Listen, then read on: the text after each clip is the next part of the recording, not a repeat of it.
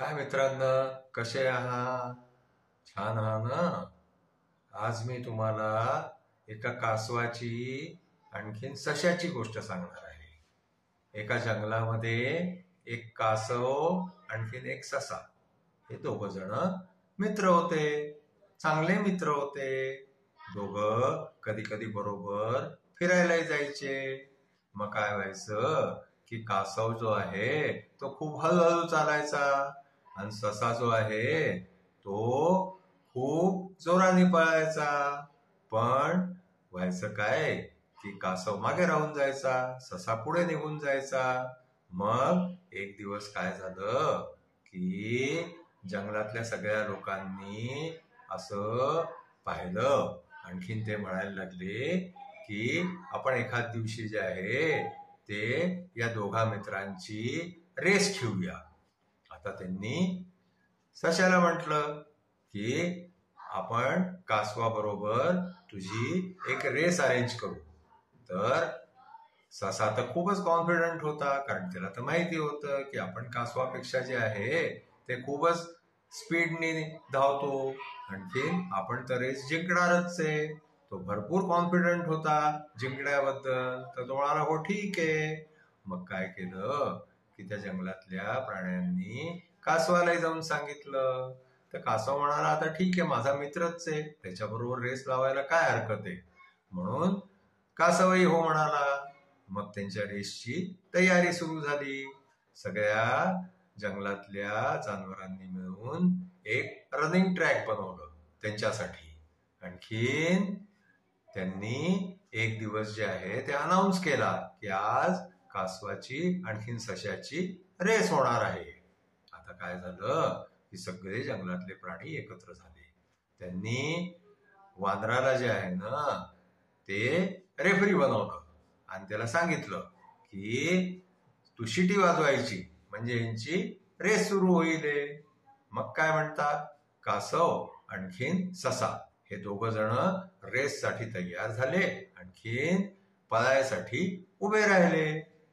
तेवढ्यामध्ये वानरांनी शिटी वाजवली. वानरांनी शिटी वाजवल्याबरोबर काय झालं की कासव आपल्या स्पीडनी, ससा आपल्या स्पीडनी यांनी पळायला सुरुवात केली.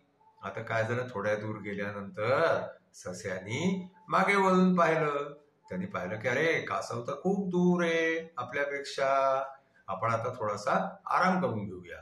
म्हणून तो ससा तिथे आराम करायला आडवा झाला. आडवा झाला तर काय, त्याला झोपच लागून गेली.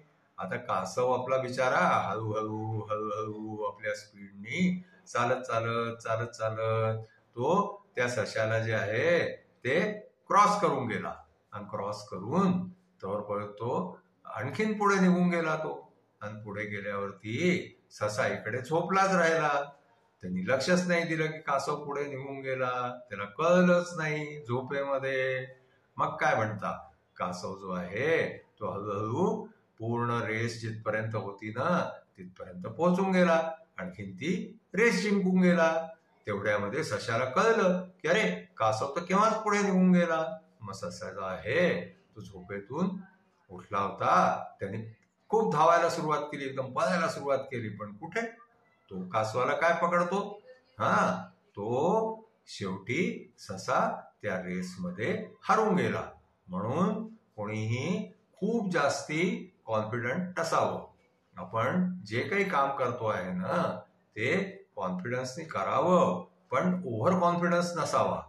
कारण ओव्हर कॉन्फिडन्समुळे मनुष्य जो आहे ना तो कोणतीही गोष्ट करण्यामध्ये हरू शकतो, फेल होऊ शकतो. म्हणून माणसानी कॉन्फिडन्सनी करावं.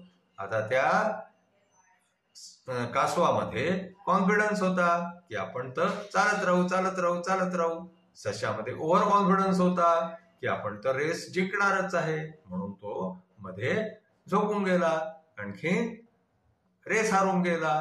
तर असं आपण नेहमी हे लक्ष ठेवावं की आपण सगळं काम कॉन्फिडन्सनी करावं, ओव्हर कॉन्फिडन्सनी नाही करू.